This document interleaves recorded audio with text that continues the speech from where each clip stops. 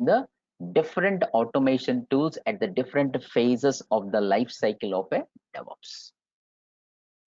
Now see here, continuous integration server. So here we are implementing the DevOps Jenkins server here.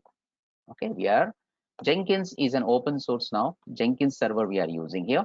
So in Jenkins server we have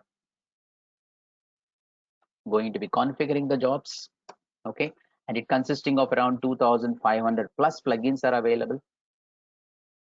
And with this 2,500 plugins, and we can use the Maven as well, Maven MS Build and other plugins also there. And with the use of Maven and other plugins, it will be generating the executable files like jar files, var files, and EAR files. Okay.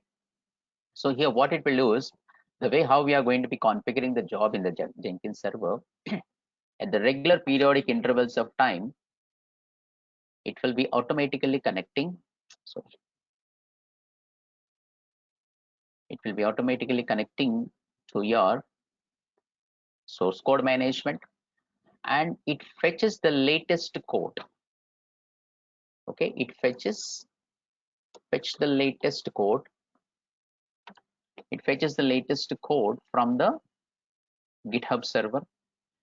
So here we are going to be configuring regular intervals, regular periodic intervals of time. Suppose in our office we have configured that one for 3 hours, but 3 hours is not a standard one. It depends upon your organization policy that this periodic intervals of time will be different. Few organizations, they will maintain the 3.5 or 4 hours or 4.5 hours. So within these 3 hours, if any of your developer has pushed any code here, okay, if he has pushed any code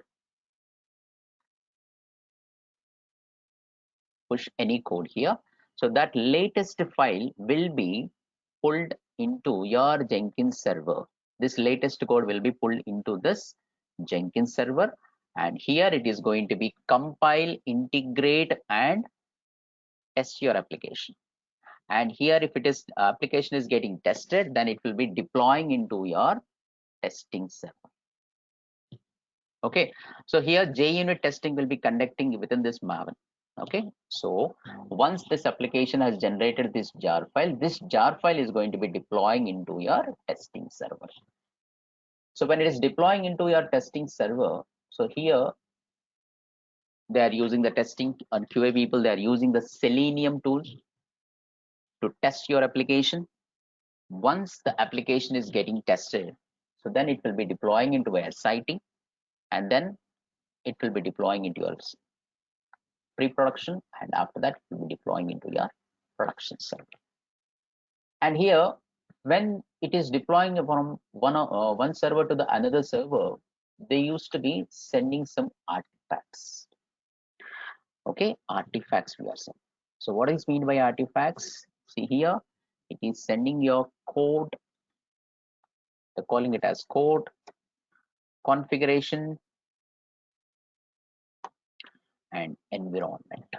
What kind of environment, what kind of a port number? Suppose in the development environment, the Tomcat server is running on the port number 80 and 80, and in the testing server as well, it should be running on the port number should run on the 8080 port number.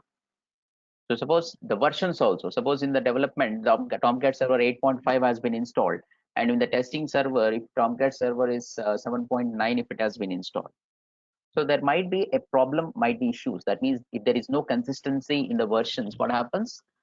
The application performance might be getting different.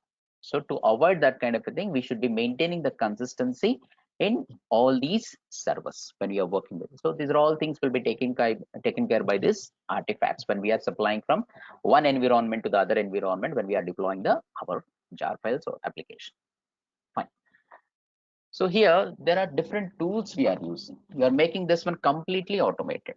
So what kind of a tools we are using here? Let me show you this. Now here, source code management, we are using here GitHub.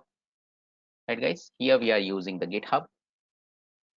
There is one source code one automation tool we are using. Next one we are using here Jenkins server. Okay, this is Jenkins server. continuous integration server. There are other tools also there, guys. The continuous integration server, that is Dell Boomi, Travis CI, Bamboo, like many other. Okay, out of this one, Jenkins server is an open source and it's developed on the Java. It's a platform independent. So that is why it becomes a widely used one, the continuous integration server in all the organizations globally. Next one, here we are using Selenium. Okay, here we are using Selenium tool.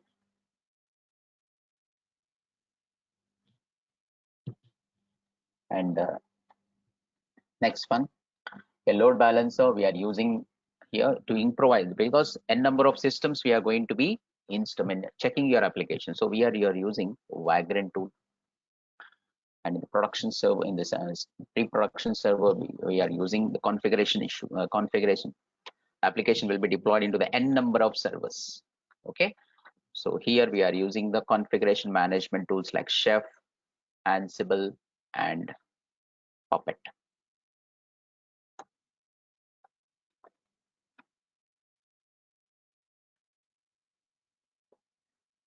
Okay, we are using this one.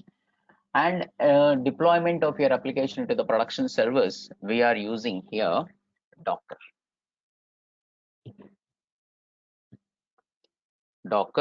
And nowadays Kubernetes we are using.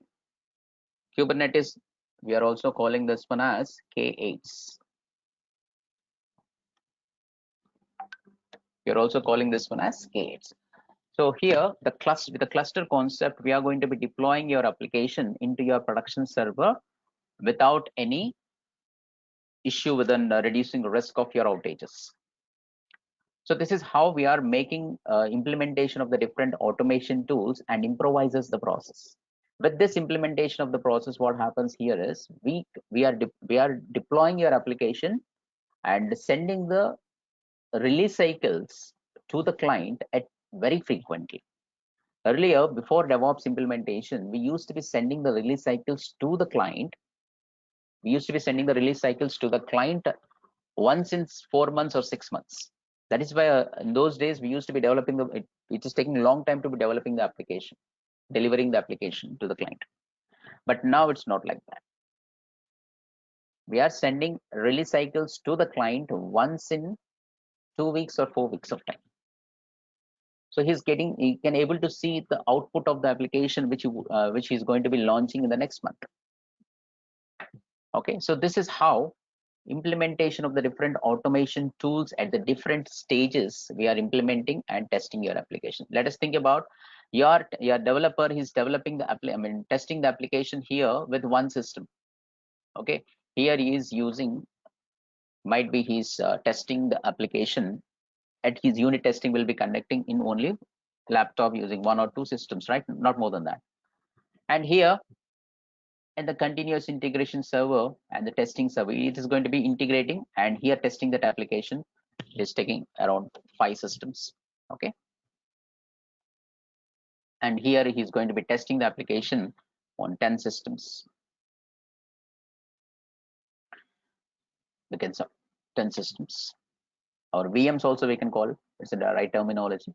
And here load balancer, here we are going to be testing the VMs like on 30 VMs here, and in the staging we are testing around 50 VMs to test your application performance when more number of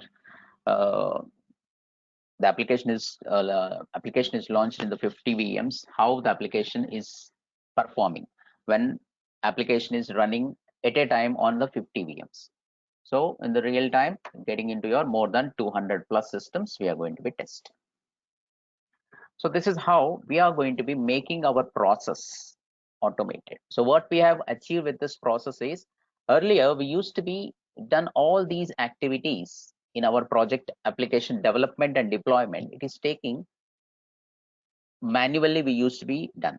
But here, avoiding this manual intervention, we are completely connecting to your getting the code from your source code management at regular intervals of time using the continuous integration server like Jenkins, And after that, it is the use of Maven plugins. It will be deploying, it will be fetching the code, compile it, integrate it, and generating the executable jar and war file and deploying into the testing server automatically. Okay, we used to be writing the script here.